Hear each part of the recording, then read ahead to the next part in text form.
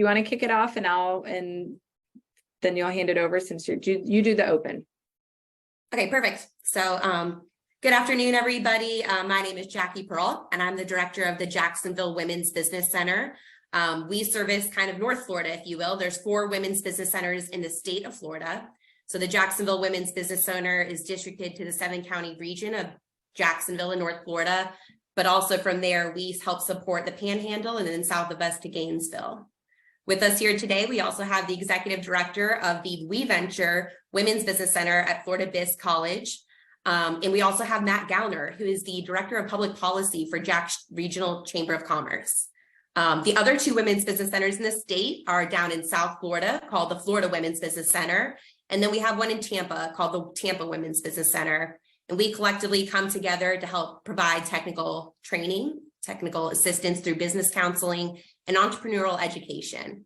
And today we're excited to be offering you a legislative briefing and some introduction into what does advocacy work and what does it mean for small business owners and specifically also for women business owners. So we put together a presentation today.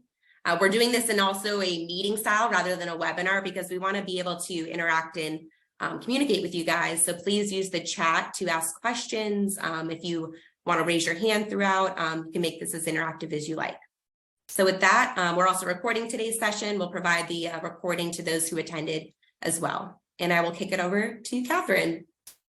Hey, thanks, Jackie. As she mentioned, I'm the executive director of We Venture Women's Business Center down at Florida Tech.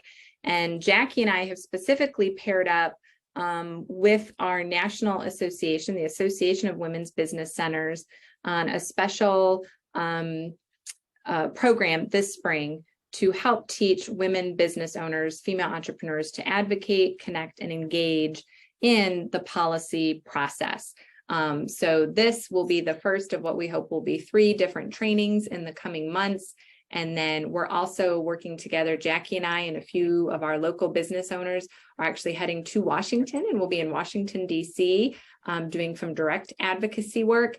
And then we'll each have some time that we're spending in Tallahassee this session and bringing along some women business owners with us as we're trying to do more to encourage women to speak up and let our voices be heard. So I'm going to get started, but I guess I'm going to click through this slide to introduce Matt and say that I'm so grateful he is going to be with us today and help share some of the insights from the chamber, the Jack's Chamber and the Florida Chamber, and really most chambers do a really wonderful job of being advocacy arms for small businesses. So for any of you who aren't already involved, I'm going to touch on the types of organizations that you can get involved with. But obviously the Jack's Chamber, because of their partnership with the Jack's WBC, are going to be the perfect people to help us talk about really what's happening in Tallahassee this session. Hey, Catherine, real quick. I think you're not sharing the screen. Oh, it's not sharing. You can't see the presentation. Okay. Nope, not yet. So okay, sorry. So I'm going to share desktop 2. And then once I there we do go. that, and then just go into presentation mode. Yeah. Thanks, Jackie, because from where I'm looking. Perfect. Okay. So again, Matt, thank you for being with us today. But we're going to start. And again, I really encourage you to use the chat feature, and Jackie will help, interrupt. I can't quite see if you have hands raised right now, or I think I can make it so I can. But if you have questions at any time, please feel free to chime in the chat or use the raise hand feature, and we can stop and talk about things. So I want to talk about what does it really mean to advocate. And in the Athena program that both the Jack's WBC and RWBC are affiliated with, we talk about advocating fiercely. And so what does that mean? That means taking the perspective of Helen Keller, who said, I'm only one, but still I am one. I can't do everything, but still I can do something. This idea that we each have the ability to help advocate, whether for ourselves or others. And while maybe we cannot solve the world's problems, we can do something. Martha Mertz, who's the founder of that Athena International organization that I had just mentioned, said that fierce advocates carefully choose issues that we are going to champion, and we show up in full form and intention to accomplish what's necessary for the greater good. And the heart of this chapter in the book that she wrote really gets at that you are not a great advocate if you stretch yourself too thin. And if you go in saying everything's a problem, wise advocates and being able to advocate fiercely is to pursue items in which we can see and have some real impact, and we can focus our efforts on. And so that's what we're going to try to talk about today. And then obviously, great quote from Ruth Bader Ginsburg. I love that. Do it in a way that others will join you. And Karina Gore Schiff actually wrote a book called Lighting the Way that highlighted women leaders throughout American history, but many of them you wouldn't know. They're not the women that have RBG icons and memes made after them. They're kind of the hidden women that have done great things for our country that maybe were lesser known. But the point of her book was that in retrospect, that has probably happened because oftentimes women do shelve their egos, and it's not about what they're doing and what I've accomplished, but really it's about they just put their head down and they're advocating for others, or they're advocating for a cause and doing the work. And so sometimes we don't really recognize the impact that they've had. To understand what advocacy means, I'm going to define it a little bit more so we understand the different types of advocacy. There's education, and this is where you can help educate our policymakers, the public, anyone really, about the issue or the cause that you're passionate about. For today's purposes, we're actually really focusing on female entrepreneurship and the unique situation that a lot of women entrepreneurs find themselves in, being small or micro businesses, being in very hard-hit industries like retail, healthcare, education. So we have, in some ways, the access to childcare is a huge issue that affects a lot of not just businesses, but particularly professional women and then women-owned businesses. So education is something that you can do where you're sharing information, you're doing data or research. You don't necessarily have a specific ask, but you're feeling like I'm in a position to tell my story or raise a voice or bring to the forefront of the conversation information about these issues. Oftentimes, I like to say that's where educating others is the simplest and easy way to find your voice, to tell others why what it is that you're experiencing might matter or be impactful to them. Advocacy is when you take education up another notch and you can tie it to a specific outcome that's necessary. So you switch from educating to advocacy when you say, not only have I experienced that it's difficult to hire staff and keep good staff because of the lack of childcare, but I think that we need to do more in Florida to support the creation of affordable childcare centers because our population's booming and the number of affordable childcare slots is not keeping up with demand. So that's when you've switched from educating them to an issue or a concern that you have to tying it to a public policy cause or issue. Anyone can be an advocate. You do not need training. You do not need a badge. You do not need to register with the state. You do not need a political science degree. Advocacy is just making that link between a situation and some policy or cause that we think could change or could help address it or needs to be addressed, or, hey, that didn't do what you thought it did. Let me tell you what's really happening. And I'm going to advocate to turn that over. That's when it becomes advocacy. Lobbying is very similar because it is tied to a specific policy or cause, but it's when it's tied to a specific bill and a specific vote. When you are saying, please vote for this or that, please support this or that, please oppose this or that. That is when what you're doing crosses over into lobbying. Now, I put this on here because a lot of times business owners don't realize that you are 100% able to lobby. You're so able to lobby that you're able to spend as much money and time and effort for your private business to lobby. It is encouraged in America. That is a foundation of what we do. Lobbyists are there's advocacy groups for every issue and cause, but there's also private individuals who can help be your paid hired gun lobbyist, that you could pay to say, hey, help me push this bill, or hey, I want to make sure this gets across. But you as a business owner, as an individual, are perfectly able to lobby and encourage your representatives and elected officials when you have an issue that you're passionate about, that you say, hey, this is affecting my business, please vote yes or no. In fact, a lot of what we do as individuals, we hear that all the time, right? The call to action as individuals can say, call your legislators, tell them to vote yes or no. You as an individual are encouraged, and lobbying gets a bad and dirty word sometimes because we think of just the paid hired gun, kind of Jack Abramoff bad image. But it really is a fundamental part of how the system is done. And I say this because I don't know if you know this, it's a secret. Elected officials are just people. They're totally just people, and they don't know everything. And so they rely on their staff very heavily, and they rely on lobbying. They rely on the community to come to them and tell them about issues that are working well or aren't working well, or things that need to be addressed. And that drives, I would say it drives a majority of the progress that happens in policy making at the local, at the state, even at the federal level. Increasingly, it feels like politics in the actual politics is influencing and driving what legislation is happening. But I promise the politics almost always is following lobbying. There was first a few people who started speaking up and saying, I think we should do this. I think something needs to be done. And then as it catches fire, those small few people lobbying, take on, and then it becomes a bigger political issue as other people catch on. Electioneering is a type of advocacy when you are advocating for or against either a ballot initiative or someone's election.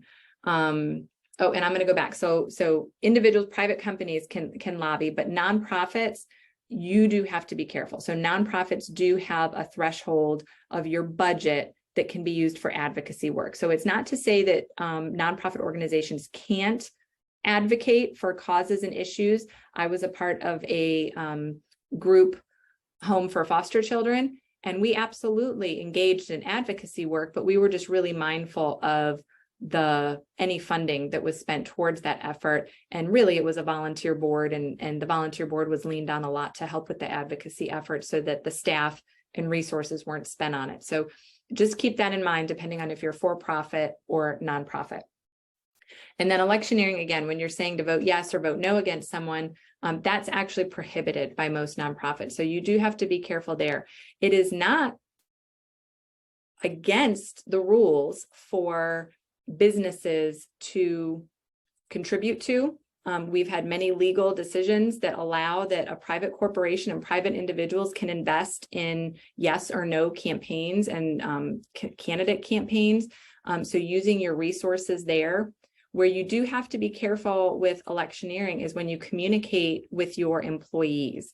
You're not allowed to tell your employees, vote yes for this or vote no for that. What you can do is educate your employees. And before I came to WeVenture, I ran a nonpartisan business advocacy group. And a lot of what I did was help write the messaging and the language for those businesses to say, okay, let's talk about the issues that are important to you. And if there is a bill that you think will help or hurt your business, and let's talk about how in your employee newsletter or in your next staff meeting, you absolutely can talk about and say, look, I'm really struggling right now. The cost of this insurance and that insurance and this insurance have tripled in the last 5 years. And if something isn't done about it, it's really going to start to impact our bottom line, and staffing might be impacted.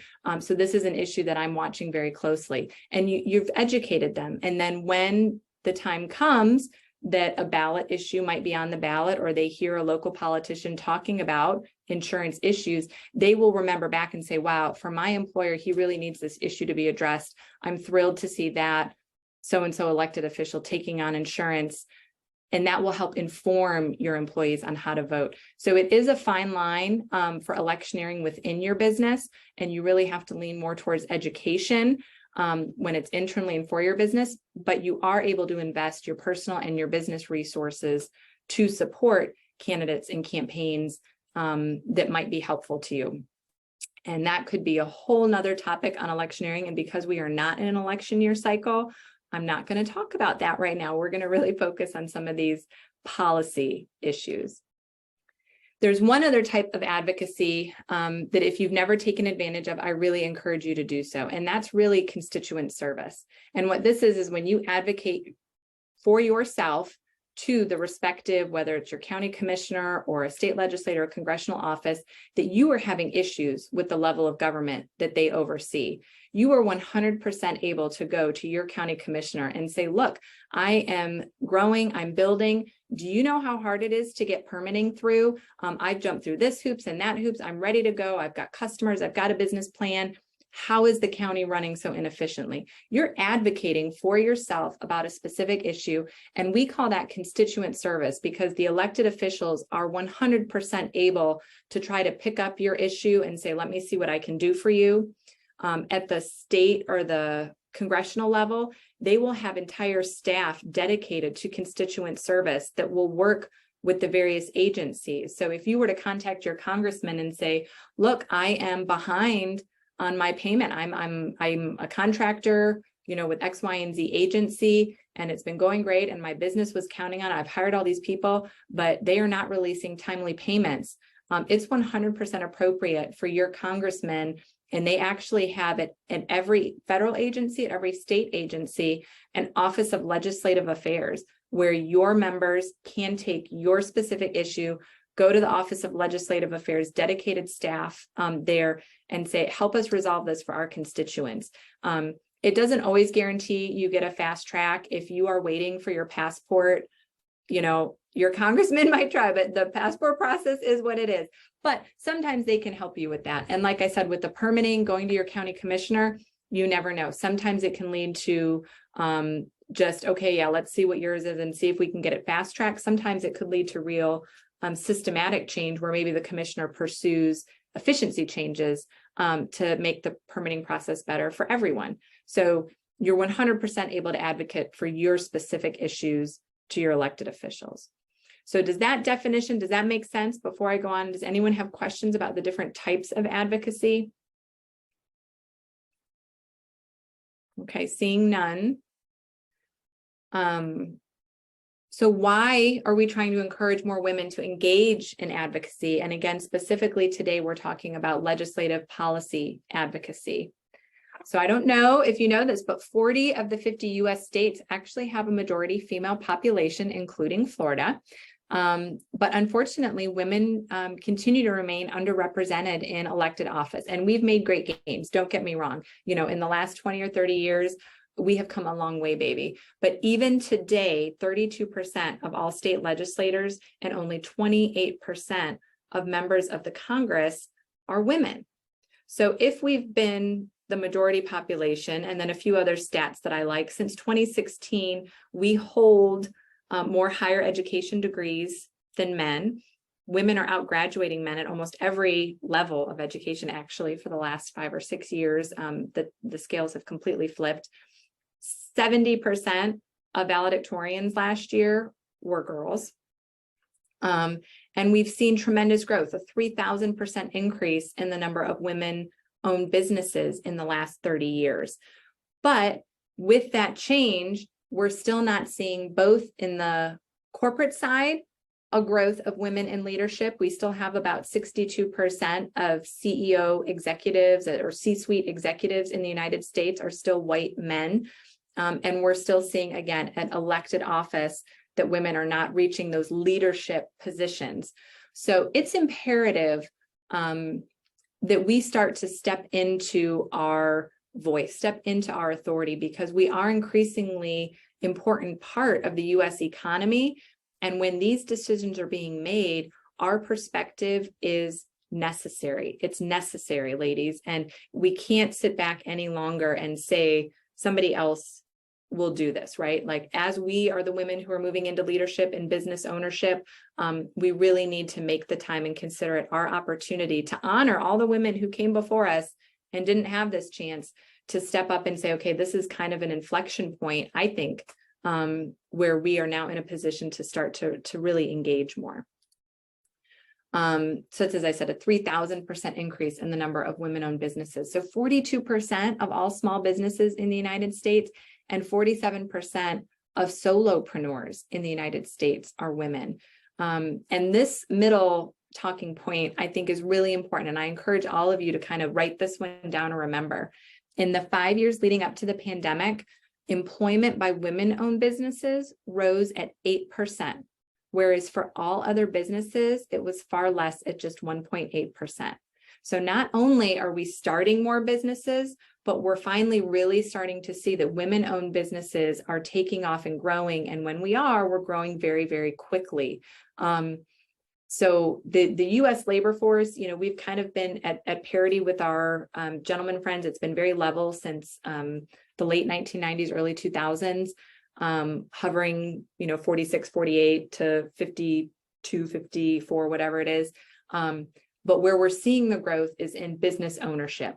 And what we're really seeing is that women before, it wasn't just 47% of solopreneurs were women. Really, it was only like 25%, but we're growing in every category, that larger and larger portions there. So having our voices heard is critical. And this is actually Shirley Chisholm, and she was the first African-American woman elected to the U.S. Congress. And her quote is one that you'll see in a lot of places. She says, if they don't give you a seat at the table, well, we're just going to bring a folding chair. We're just going to show up and start talking anyway, because our voice needs to be there and our voice needs to be heard. And being at the table is the only way that we can ensure our priorities are heard and that our communities are represented. So it's really, it's an exciting time. I think the 2020 and the Me Too movement, and there have been all these political forces swirling around. But to me, all of it, what it means is people are listening. Right. And if people are listening, and if we called it a she session and we said, wow, why are women leaving the workforce more than men? How do we get women back in the workforce? They're waiting for the answers. So this is our time to speak up. This is our time to find our voice, to bring the folding chair and insert ourselves in the policymaking process. I'm fired up. Are you guys fired up? Anybody else? Just me? Yeah. Okay. Any questions on why we're here to advocate today? No? Okay. So there's levels of government, and this is, again, we're calling this our Advocacy 101. So we just want to make sure we're all on the same page. You have your local city or township that's your most, closest to home level of government. Then you might have a county level of government, and then you're going to have your state, and then the federal, and then I don't know what the top, I guess that's humankind. We'll call that like the global we at the very top. Today, we're really going to focus on the state level. And it's not because it's more important than any of the others. They are all equally important. And a lot of what we're going to talk about today really is applicable at all the levels, because issues don't abide by boundaries, as we all know. And sometimes when the federal government acts, it trickles down and it really creates unintended issues at the local city level. Vice versa can happen. Sometimes we see when federal government's not acting, states start doing things or cities start doing things to try to, the minimum wage is a perfect example. The federal government wasn't going to take action. We started to see more cities start to make minimum wage policy changes. And then we've seen more states take some action. And then now we're finally getting at the federal government like, oh, okay, maybe we should update that. But today we're going to focus on state level. So the state of Florida. Please don't fall asleep. If you are post lunch, you feel free to stand up and move around, because this is this could potentially be boring, but we're going to try to make it interesting. Florida, if you didn't know this, despite how big we are, despite, all the politics that we talk about seemingly 24/7, is actually a part-time legislature. There are state legislative systems that meet year round and kind of have an ongoing cycle like the U.S. Congress. But then there's some, Florida being one of them, where it's considered part-time, where they meet for a very short period. So technically only 60 days a year. And then they do have this pre-work, the committee weeks leading up to session, where the members are required to be there. Because it's part-time, and Matt, correct me if I'm wrong, but I'm pretty sure that House members only make like $28,000 or $30,000, and senators are like $35,000, right? Yeah, you're right. That's exactly what it is. And so that's considered like part-time pay for that. So that's a challenge, going back to a little bit of the election, because you all can probably guess, they do work on it year round. Like just because they're only in session then, they man offices in the district and constituents are calling and they're invited to events and they're trying to learn about issues and they're in their communities, you know, trying to be helpful, or we're trying to teach them about issues and get them involved in things year round. And because it's considered part-time and it has part-time pay, sometimes it can limit who can run, because you've got to have a job and a family and stuff that can be flexible enough where you can be in Tallahassee for, let's call it maybe 3 total months as a block, and then additional weeks throughout the year. And then have some kind of, like, I don't know what other job lets you do that. And especially because it's not like they're doing it in the summer when, you know, teachers and other people might be off. It's in the middle of the winter. It's either usually session starts in January in years after an off year. And then if it's right after an election like this year, it waits until March, and the committee weeks don't start until January, February. When it's an off year. So next year committee weeks will be in November, December, and then session will start sooner in January. So that's a lot. Some people don't know that we're part-time, considered part-time legislators. Their typical workload in Florida, even though they're part-time only meeting for 60 days a year, there'll be 3,000 bills introduced. 3,000. It's a lot. So it starts with this big funnel of people having ideas and policies. Some might be duplicative and then they get, you know, molded together and become one issue.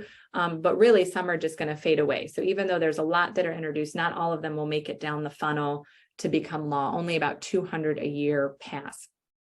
The governor does have to sign it to become a law, but he can choose to not sign it. And if it sits there for, I think it's 60 days, it can become law without his signature. And then he does have veto authority. And so he can go through and veto. Technically, even though they'll file 3,000 bills a year, there's only one bill our Florida legislature has to pass. And we have a rule that they must pass a balanced budget called the General Appropriations Act. And it usually is the biggest, the most complex, and Matt, probably the last bill that they pass, because it gets debated on the whole time. And it's often like one of those final things, right? It is. And even I think it was last year where they had to extend the session for 3 days because they didn't have a budget yet. So that's how mandatory it is they went past the 60 days to make sure they have. And part of that is because the bill, and I agree with this fully, it has like a cooling off period where they have to give members so long to read it. So when it comes to that budget bill, they're not able to hold it until the last day of session and then be like, all right, vote on it. You've got to vote today if you want to go home and see your family. Members have to have, I think it's 42 or 72 hours, 48 or 72 hours, right, to look at the budget. Was that a question? Okay. So when we talk about how you're going to potentially advocate, and I'm going to show you how to in a few minutes, but we're still on the how it works. So there's House bills and there's Senate bills, but every bill must have a companion in the other chamber. This is where Florida is interesting. House members can only introduce 6 bills, but state senators are allowed more. So early on in the committee weeks and in the filing process, there's a bit of a dance for House members who only get 6 bills to decide, wow, what are my top priorities? What am I really going to push for and think that I can work on? What can I get? They can co-sign more. They can be a co-signer of bills, but they can only be the lead sponsor of 6 bills. And can I get someone in the Senate to partner with me? So right away from the beginning, there has to be some cross-legislative cooperation. And often that's where your county delegations work together, where your county might only have 1 or 2 state senators, but it might have 3, 4, or 5 House members, depending on your population. So that senators will try to say, okay, which of the bills of these people and who can carry what bill that we can advocate for our community. And then it gets really hairy, because if your senator says, no, I'm not going to champion that bill, then you as a House member have to find a senator from another county or outside the area, maybe somebody else who's passionate about that issue, to help you carry the water. Because if you don't get a companion in the Senate, it's not going to go anywhere. And once they're filed in their respective houses, they must be read 3 times in each chamber before they go to the full chamber for a vote. And it's in that hearing process and committee process where most of the changes happen. So what we're just finishing in Florida that have been going on in January, February, has been the committee weeks. So as we prepare for session to start next week, we can really already tell which bills are hot and are moving, because not only have they been heard in front of some committees a few times, or maybe even, just there, but they have a co-sponsor already. They've got some Senate co-sponsor, then they have other House members signing up. They've got some movement behind. Or we could look at them and we could say, wow, it got introduced by my guy or girl, but it's not going anywhere. I'm not seeing that it has a Senate companion yet. I'm not seeing that it's even been brought up or it's put on the schedule for its committee hearing. So you can start to already filter out from those 3,000 bills, which ones are going to move and which ones aren't. But it's a strategy on the legislator's part that, okay, I know I'm not going to get anywhere with it this year, but I'm going to talk about it. I'm going to introduce it. I'm going to make my people back home happy.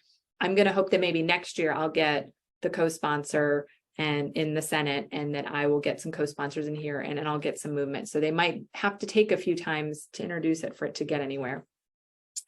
And then ultimately, just like in the How to Become a Bill that we all watched from Schoolhouse Rock, the same version has to pass both chambers. So if there's differences between what the Senate passes and what the House passes, they will end up going to a conference committee to work it out so that they can pass the same version. All right, I see a question. I can see that. Tina, do you want to ask your question? Hi, yes.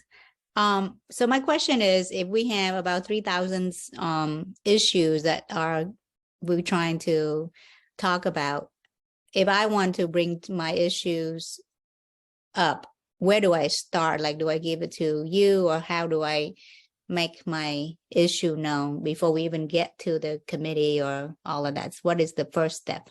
So that's great. So I'm gonna skip ahead to my last slide, and then I'm gonna go back.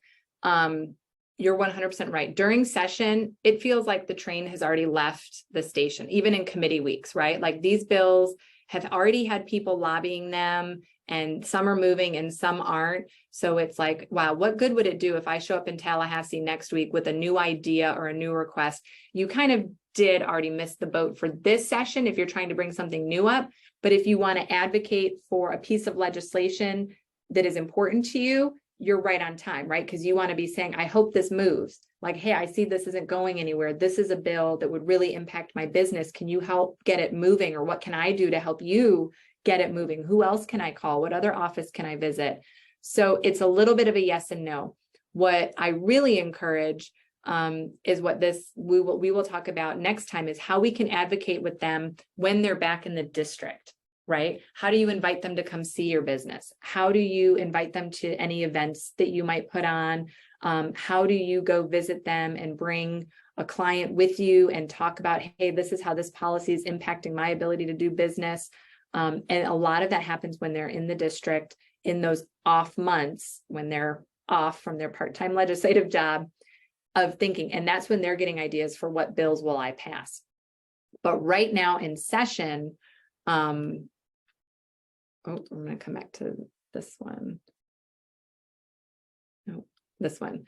Right now in session, because session's starting next week, because committee weeks are going on, you would go to myfloridahouse.gov or floridasenate.gov, and you can either look up specific bills that Matt's going to help us talk about, some of the things that are moving, some things that aren't moving. Or you can just go to committees. Like if you really are, I'm going to use the cottage food industry because that's easy, and you never know what things might come up to affect the cottage food industry. You could just go to the small business committee. You could go to like the food and ag subcommittee and just start seeing what they're working on and say, okay, is this good or bad for me? But what you really can do, and what I would suggest, is join other advocacy groups. In addition to the chambers, there's things like NFIB, which is the National Federation of Independent Businesses. I'm going to put in the chat at the end for NFIB, for AWBC, our Association of Women's Business Centers, and then there's Women in Public Policy. But honestly, there's an association for everything. There's an association for swimming pool cleaners. There is an association for cottage food industries. There is the food and lodging and restaurant association for if you're in any sort of restaurant and they do a lot of hospitality. You Google whatever your industry is and advocacy group, and I promise you'll find someone. And so that investment, usually a membership is required. They'll provide you with what their policy priorities are for the year. They might provide you with action items and they'll make it super easy for you to do it. So yes, you might pay a little bit for a membership, but if you really feel that this is important to your business or these issues could severely impact your business, then it's a super easy way. Advocacy groups and associations, that is a primary purpose that they serve. Maybe you don't fit, maybe you don't, or maybe you're interesting. Free, cheap, easy way to do it is to set up a Google alert.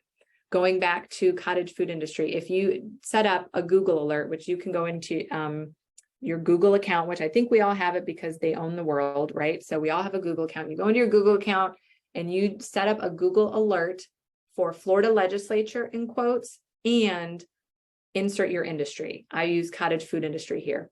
You will get an email anytime there is a news report or a new blog post or update talking about what the Florida legislature is saying about the cottage food industry.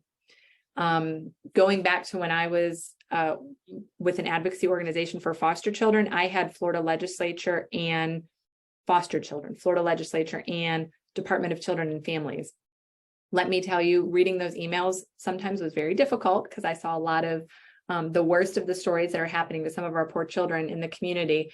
But it was a fire in my belly because every day I was seeing what was and what wasn't being done for the children, right? Or what was being done to them, unfortunately, in some cases. So it's a really easy way to start being aware of what's happening. And you'll get a lot of information for how best to advocate or when those flags come up.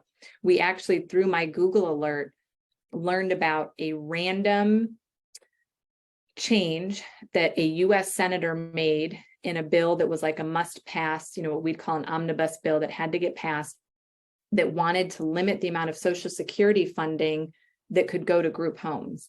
And I was, a board member of this group home. There's an association for associations. Yeah.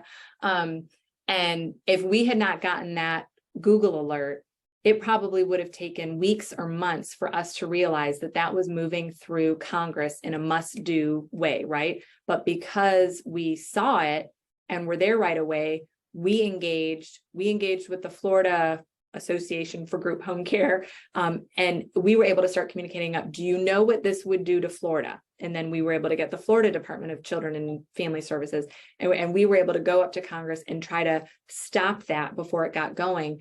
And it all came from a Google alert, right? And that it was just something that had been slipped in, kind of a last minute pet idea that this guy had one night. He had no idea the impact that it would really have on how operations work and trickle down at the state level. But it's just an example of why staying up to date of what's happening is there. We also have great news sources that are a great resource. If you don't already pay for any kind of news content as a business owner, I kind of really encourage you to consider. I almost consider like budgeting to understand what's happening via a major paper in DC or in Florida. The Tampa Bay, I don't know Jacksonville's paper, but I know the Tampa Bay paper is very go-to, where they cover a lot of these issues. And you're going to read more than the 3 free ones that are allotted. So, paying your subscription can be an investment. But things like Safety Review, if you've never gone to Safety Review, it's like a summary of the top political issue articles that are happening every day. And then you can see how the various papers, and they have links that'll go right to there. But if you don't pay for the Tampa Bay Times or whatever it is, or the Thank You Florida Times Union in Jacksonville, you only get your free so many. So Safety helps show you what all the papers are talking about. But if you want to read the articles, you still kind of have to subscribe to some of the newspapers. In Washington, there's a service called Congressional Quarterly that is like the standard reporter. There's a few other papers called Roll Call and Politico, and I think we have a Florida Politico too, but all of them are paywalled. And so you really have to pay for them. If you start finding yourself getting into advocacy, they're totally worth it because they are publications dedicated to what's happening and moving through either your state or, or the congressional level. But Congressional Quarterly offers a few more free options to just research issues. You can set up a news alert through Congressional Quarterly and again, get something emailed to your desk if bills or something get filed. So I put that up there because that's a really good resource. You're probably like, I am a small business owner. I am both, the CEO, the CFO, the CTO, you're the custodian, you're the janitor, you're the marketing manager, you're the hiring manager. I can't be the lobbyist too. And I get it. I'm showing you these because these are some of the ways to do it easily. Join the association. They send you the stuff. They send you the news alerts. You can then just take action. Visit SAFE Review, twice a week. It doesn't change that much. The news cycle is really, it's daily, but things stay hot, for a week or so. Just set a little reminder, every Tuesday and Thursday, I'm going to see what's going on SAFE Review and make sure nothing that really impacts my business is happening. Don't become a news junkie like me because you will spiral into a pit of despair of reading the news all the time and saying like, I can't fix it. So don't become a big news junkie, but start following it and start learning what impacts your business so you know how to get involved. And what was our next slide? So how Did to you add see the question from Naomi in there as well? I wanted to make sure we addressed it. She said there was no Florida Doula Association and I think wanted advice on if you had any about starting an association. That's a great question. So I would be shocked that there is no midwifery, doula, natural. That is, you might have to think other terms in broader category. Is there a holistic pregnancy? So, and I would start probably at the national level or look what's going on in other states and start Googling around. You never want to reinvent wheels. I will say that because if you or I were to say that, oh my gosh, we want to start an advocacy association to help women in public policy, I would say, no way can Jackie and I and our little Florida compete with what Women in Public Policy, a group that's been building relationships and not only with women throughout the country, but with legislators across the country for 20, we're not going to compete with them. So how can we partner with them or can we join in with their efforts?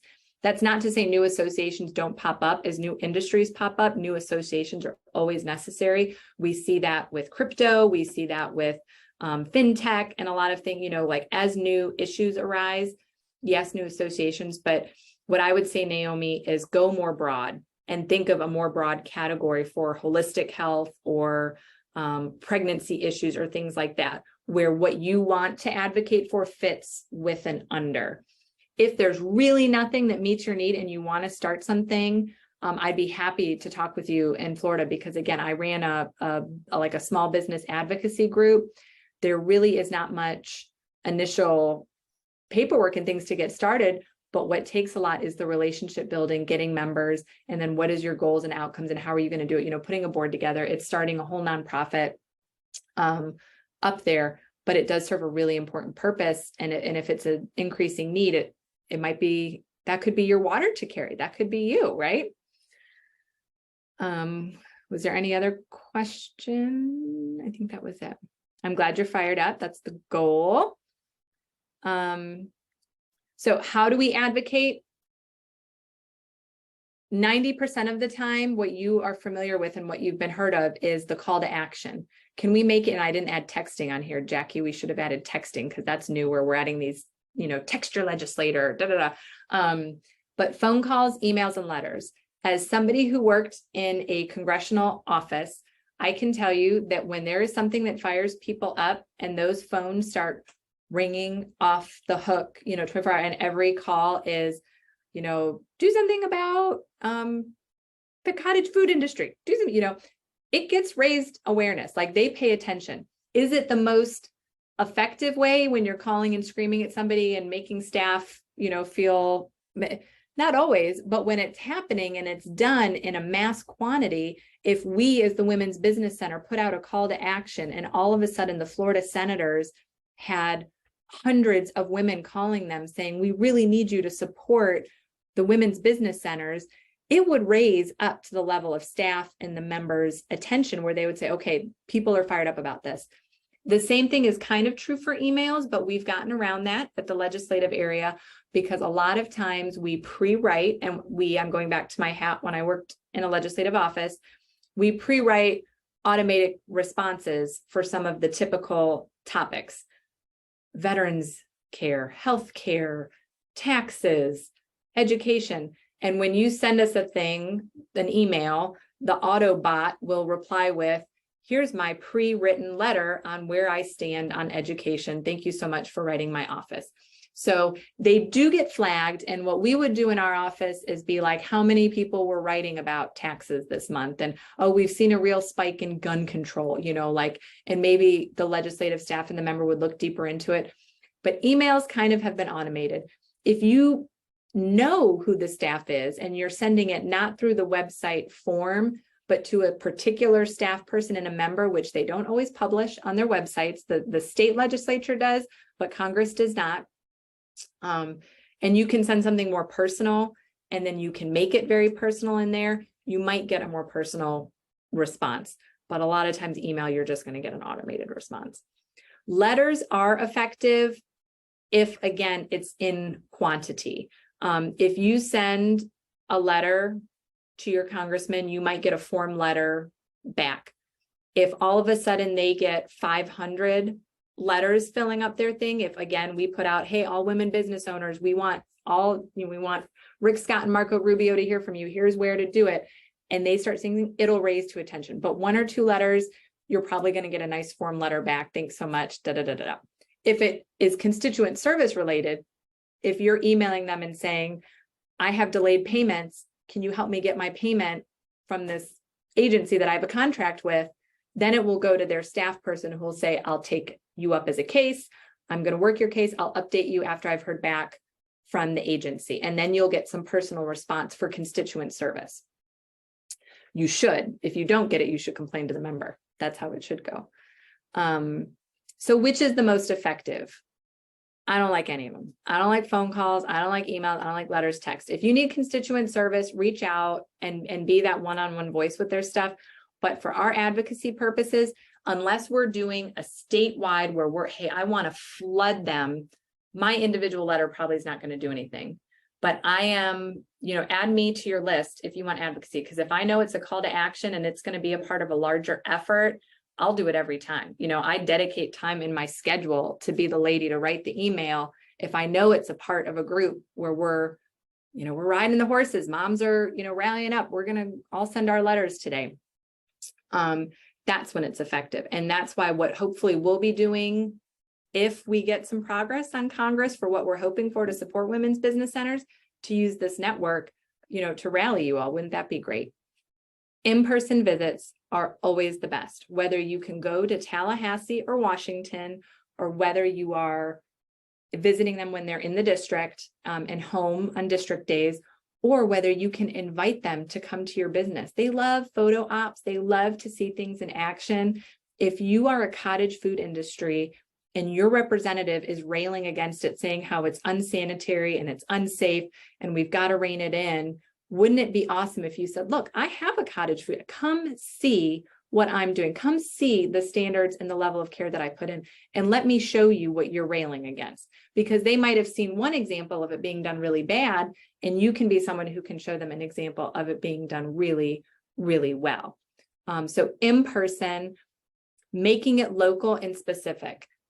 Yes, you can reach out to members who are not your representative, are not your senator, whether at the state or the federal level. This is true. You can reach out to any of them, but they really listen to the people in their district because that's who they're elected by. That's literally what their job is, to represent people in their district.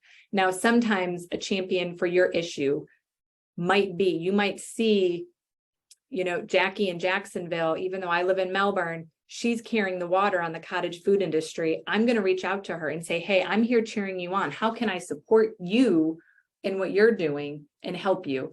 But if you were calling Jackie to be like, I really don't like what you're doing, quite frankly, she's not going to listen or care because you're not her constituent, right? She's very constituent focused. But if you want to call and say, hey, how can I help you? I'm in Melbourne. I like what you're doing. Can I bring it here? Can I talk to my members? She might want to hear from you. You might get some more staff engagement as they try to build the case for her legislative issue. So making it local, talking about what's in their district, making sure you're going to the right people, knowing what committees they serve on. One of my, it's a what not to do.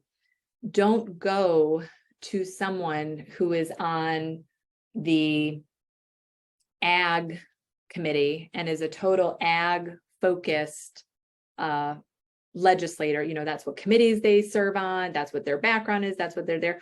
Don't go to them and be like, I am fired up about crypto and I need your help to pass this crypto bill, because it's going to be like whoosh, not only over the member's head, but probably over their staff head, because they spend the majority of their time on what's going on in the committee.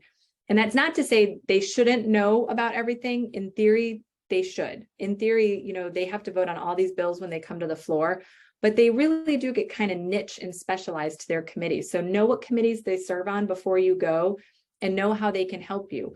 Are you asking them to co-sign a bill and just be a general supporter? If they're on a specific committee, are you asking them, introduce this in your committee, vote yes for it in your committee, help me get this through the committee process? Or if they're just that general supporter, hey, when this bill comes to the floor, please vote to support it in the main floor vote, right? Make sure you know what committees they're on and how they can help you, because your ag guy has no influence over if, how, or when that crypto bill gets to the floor. But when it comes to the floor for a main vote, please support it. I'm in your district. I'd like you to support it. And he'd be like, okay, that, you know, tally 1 for people who want me to support it. So it's really important to know who you're targeting. And then that goes with the specific ask or the message. That's what we're doing here for advocacy. We're not just educating them at this point. We're asking them for something specific, support something, help us with something, with this bill, with that issue. A 1-pager is always a great idea. If you can summarize who you are, why they should care, or what impact you have, you know, a couple data points that, you know, tie in the who you are to why they should care, and then to your specific ask, that's the best 1-pager, because that's about all the attention span that any member or staff will have. I feel like I'm talking a long time and I want to hand it over to Matt soon. So I think that's my last slide, because we already went through this, where yes, sometimes it feels like once session is happening that we've already missed the train, you know, that it's that these things are happening, but it is important for them to hear from you, especially if there are issues that are moving through the legislature right now. And then these 2 quotes are funny. Whenever people are informed, we can be trusted with our government, right? So knowing what's happening, making sure that we as the public, as well as the legislators, understand both sides of an issue. And sometimes that's all it is, helping them see and understand, from my perspective, this is how your policy suggestion will impact my business. This would cause me to hire or fire people if you do this. That resonates with them. I will go out of business if you pass that. They will hear you. That will resonate with them. And then I put in, I don't know if you all remember who Jack Abramoff was, but he was very famous in the early 2000s when I was working in DC, is behind federal prison bars right now, because he said lobbying is not a bad thing. It can be done poorly. There are poor ways to go about it. And we've tried to improve ethics at the state and congressional level to limit. You can't bribe people. I mean, I shouldn't have to say this, but you can't bribe people. There's no this or that. Hey, if you carry and pass this bill, I'd love to write you a check. Illegal. You can't do that. Vice versa. They can't say, if I do this for you, I would like you to write me a check. Illegal. Your members cannot do that to you. But lobbying can get out of control, and there are ways. I highly doubt that any of us as ladies on this call are at risk for that right now. But if you feel yourself really drinking the Kool-Aid and becoming so into advocacy that you're like, I think I'm entering into murky waters, give me a call. We can talk through whatever it is that you think you're doing or strategy you think you want to take, and see, are you crossing some of those ethical lines? Because it very real does, as Mr. Jack Abramoff found out, you can wind up behind prison bars, but I doubt any of you are to the extent that he went to, okay? I don't want to scare you off. So I know that was a little longer than what I intended, but I'm really excited. Matt, will you share with us a little bit about how the Jacks Chamber comes up with like an advocacy issues, you know, and how you head into session and what you do? Right. Thank you so much, Catherine. That was great. So the Jacks Chamber has about 3,000 members in Northeast Florida. And so what we do, we have a government affairs committee, which is about, 40 to 60 people and from all different industries. And we kind of come up with this advocacy agenda throughout the year. And then our board of directors approves it at the start of the year. And these are kind of the general pillars that we'll advocate for throughout the year. And usually there'll be issues that'll come up within these. It's funny, several years ago, we had our advocacy agenda used to be about 14 pages long. And it was everything that we were for and it was broken up into different industries. And it was sort of one of those things where you could, if a member asked us to do something, we could like look through the agenda and say, oh yeah, we could write a letter for that. We're for that too, you know. But when we were talking with legislators, it was difficult because they didn't know exactly what we were really focused on. You know, it goes back to the Martha Mertz quote that Catherine shared earlier. I mean, pick something that you're really interested in and go for it from there. And so that's kind of what we do normally. We're going to Tallahassee in the end of March. Well, we've decided to, so we go to Tallahassee during session and we go to DC once, usually in the spring or early summer. And we've decided over the last couple of years to really theme those trips. So last year we went, the only thing that we were talking about was the littoral combat ships at Naval Station Mayport. The Navy had a proposal. There's 9 of those ships here in Jacksonville, and the Navy doesn't do any of their own maintenance on those ships. So there's about 2,000 jobs here in Jacksonville that just are for maintaining and fixing for those ships. And they were going to get rid of all 9 of them. So we made the decision to we didn't want to go talk to the Navy and tell the Navy what to do, but because those ships hadn't reached their useful life yet, like some were 4 or 5 years old. All that has to be, if they're going to be decommissioned early, it has to be done by Congress. So that was our focus, and we went solely on that. And it's interesting kind of what Catherine was talking about with the staff and members and kind of the benefits of that. When we go on the trip, it's great. We want to meet with the representatives, right? Because that's what our members want. We take 25 to 30 people. And so we get them in with Senator Scott and Senator Rubio and all of our delegation and some of the other folks on the House Armed Services Committee. But what then staff would do afterwards, we would make contact with all the congressional representatives who serve on the Armed Services Committee. They have what's called a defense fellow. It's someone who's active duty military. They're there for a year in the office for like a fellowship. They are the ones that really know the military issues. And when we were meeting with a couple of them, they had served on these littoral combat ships. So they knew there were some issues, but they also knew the impact that there was in the community. So when we went back to Jacksonville, that's who we worked with on kind of honing our advocacy points and working with the staff to kind of figure out when these bills were going to come up. We ended up sending a letter. I know, Catherine, you can plug your ears. We did send a letter, but it was a letter with, we put a call out to our membership to sign on to the letter. So it was a letter that had, the first page was the text of the letter. The next 8 pages were signatures from members of our organization. And that did get a little bit of attention from the representatives because there were so many people on it. So that was just a strategy that we took then.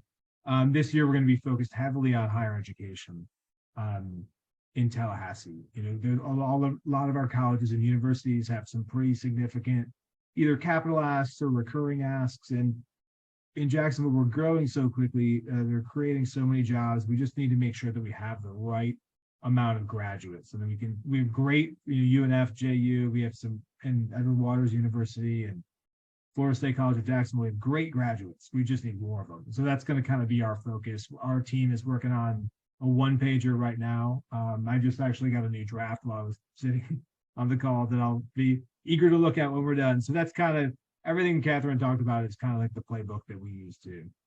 So I don't know if anyone has any questions about that. I can jump into a couple of key issues that they're going to be happening in session next week. Okay, so school choice is something that's been talked about for a long time, and it's kind of expanded a lot from a lot of these, something like that doesn't seem like it would be that much of a business community issue.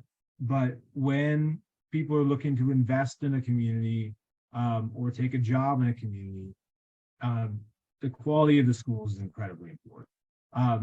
So that's something that they've been pushing a lot to expand the access to schools. I know there's a lot of people that love this idea. There's a lot of people that hate this idea. But what you can see a lot of times when you look at that bill number and it says House Bill number 1, that's generally a pretty good indicator that it's an enormous priority for the House leadership.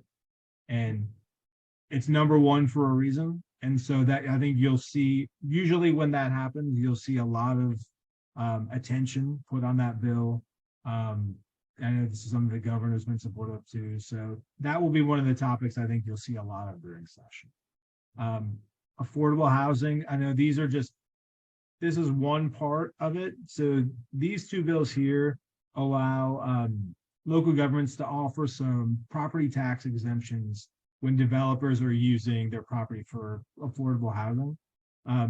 There's a lot of different ways that the state can fund affordable housing, and you're seeing a lot of some expansion in those programs, that what they call the SHIP program, the State Housing Initiatives Partnership.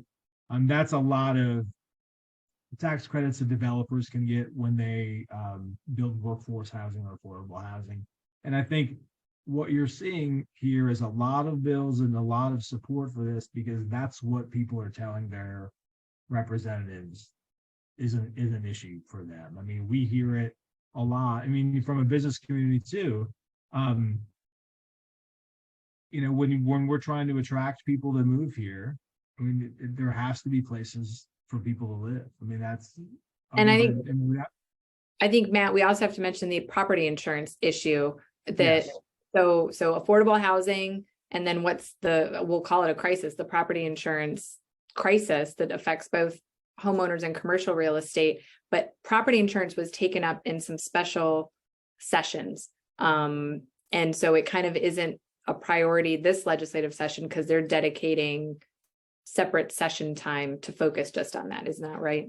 Yes, it is. And I think there may be a little bit of there may be some more discussion in the regular session too. It was interesting. Our one of our state representatives serves on our government affairs committee, and he was talking to us a lot about this probably 3-4 months ago. And the special sessions are great for solving a problem immediately.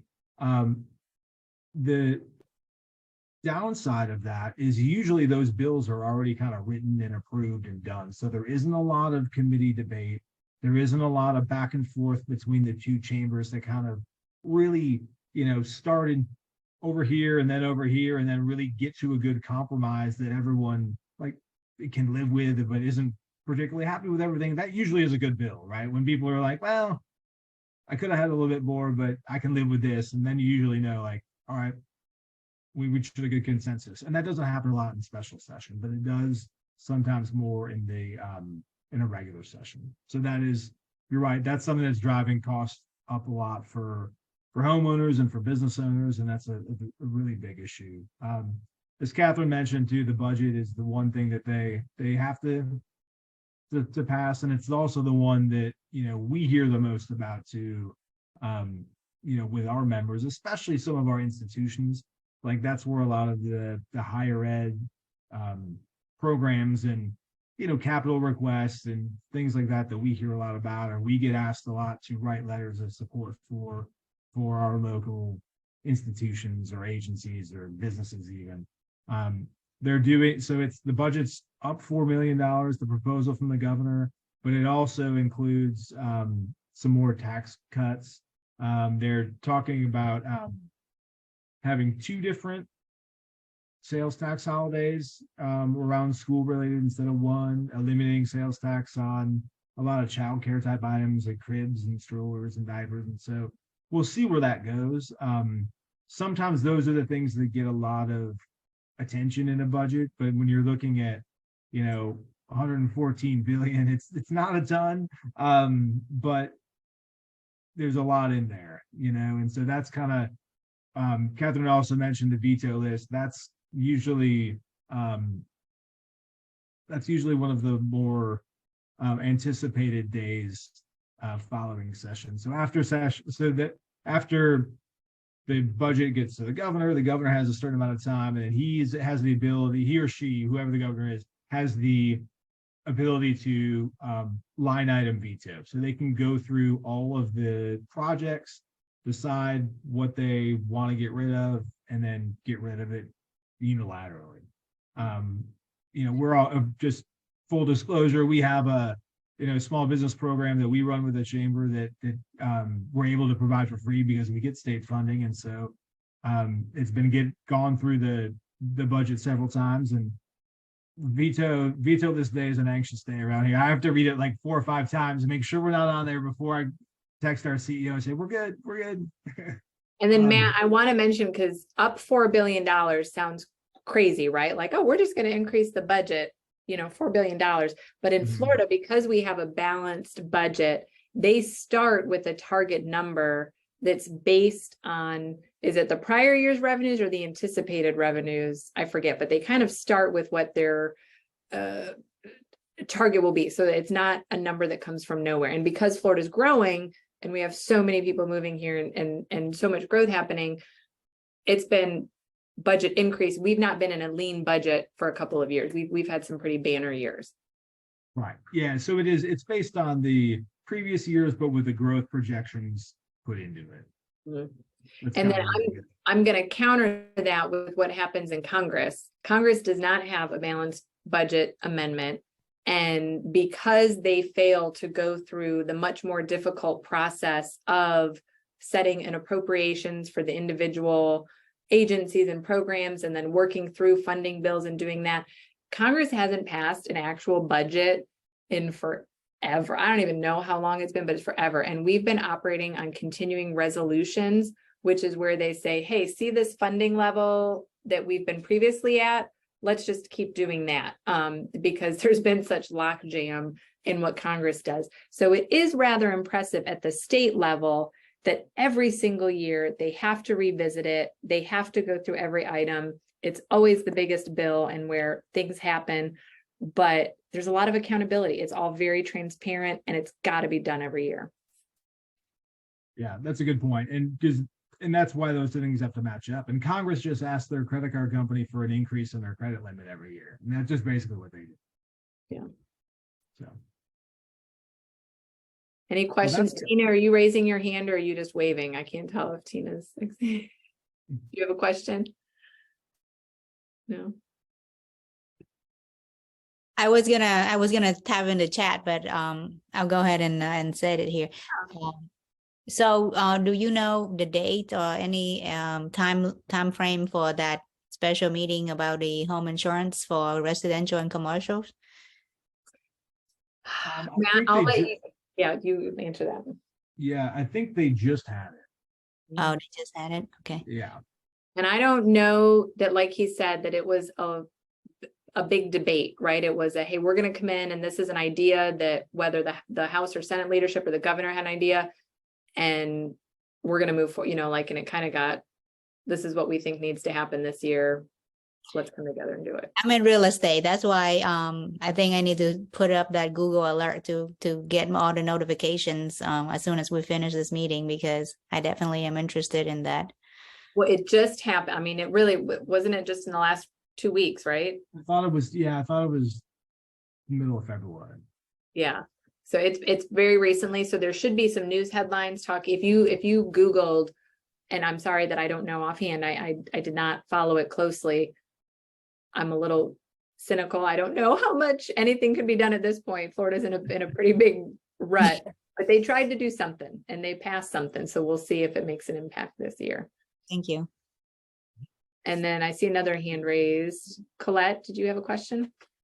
Yes, I do. Thank you. So for those of us that are going to be new, as Matt mentioned, for those of us that are new in terms of also being a business owner, how is that perceived on both the local representatives level and then your congressional level, since we're not necessarily all that established in our districts if we're going to be going in there and advocating on our behalf?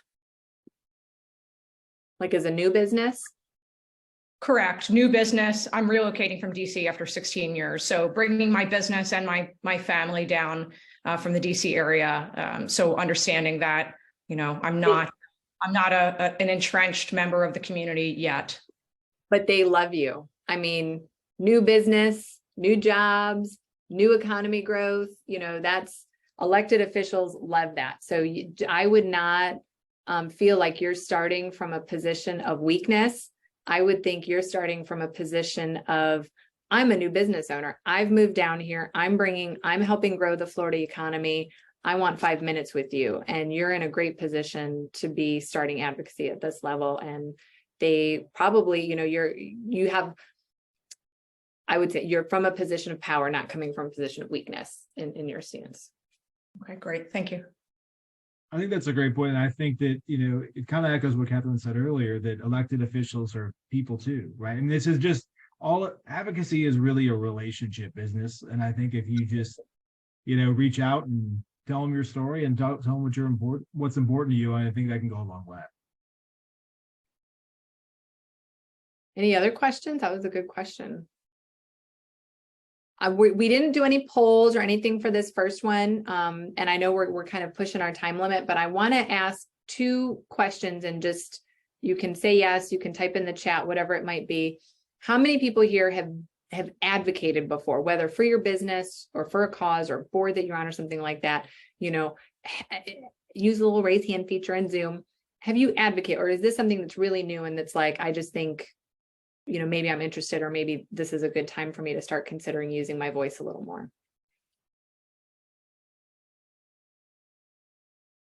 All right, I see one great hand. Fantastic. And a few in the chat. Yeah. So that's great. So we're interested in that. We are also interested in maybe doing like a policy survey. And it was something that was on our to-do list that Jackie and I haven't started yet, but I think this spring we'll still be sending out to see to help us understand what our clients, what the women businesses that we serve really are interested in. And it might be a little bit open-ended. It might be, okay, these are what we think your top issues are, and then some blank space for you tell us what's really impacting you. Because we want to know, we want to do our advocacy work better, and then we want to help create the content that will be interesting to all of you, and then make sure that we're doing that. And that's what our Association of Women's Business Centers does. They poll us, they say, what are we hearing from our clients, or what our issues are impacting us? And that's how they then help drive their policy. I'm sure that's how Matt in the chamber, they have those committee meetings of government affairs, say what issues are important, and then it filters up. So look for that from us. The next meeting, Jackie, do you have the date? We said it, but I don't have it in front of me. Do you remember? Or I can stop sharing. Give me 1 second. I want to say it's. Yeah, that was our last slide.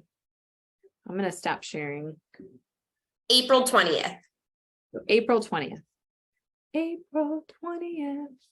We're going to do it around 1 p.m. Eastern time. And then we're going to do another one, I think in June, right, that we plan. And so we'll have these 3 webinars, and then you might see from us, if you're not already on either Jackie's email list or the WeVenture list, where we might be sending out a survey, trying to talk to our women business owners. And then again, we're just kind of increasing our efforts that we do to advocate on your behalf. So reach out to us and feel free to send us information. And if you want to get more involved, Jackie and I would love to include you in what we're doing, because we absolutely want to be making this more of a part of what we do. going forward. Thank you for putting that in the chat. All right, and I guess the final word of wisdom, I will say, if you don't have something that you're fired up that you can advocate for other people, then consider doing it just for yourself. I think that we always sometimes think that, oh, I'm not allowed to advocate for myself, or I'm not allowed to advocate for my business. It's got to be for that other cause or this other issue. But if we've taught you nothing else, it's because we're underrepresented, because there's not enough women business owners, because there's not enough women in these policy positions, these positions of leadership. It is critical that we use our voice. And if you have the time and the agency to do so, we really encourage you to do it. Getting alerts. A couple other things we wanted to put in the chat was the women impacting public policy. Yeah, I'm going to put that link really quick. NFIB and then AWBC policy page as well. it's AWBC, and then I will put the Congressional Quarterly and the SAFE review.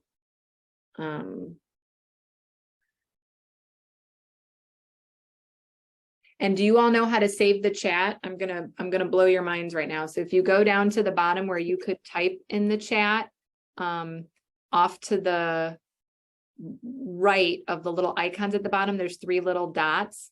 And then if you click on those 3 dots, you can hit save chat. So before we end or before you leave, hit save chat. Sorry, let me pull up SAFE review. And political, or no, CQ.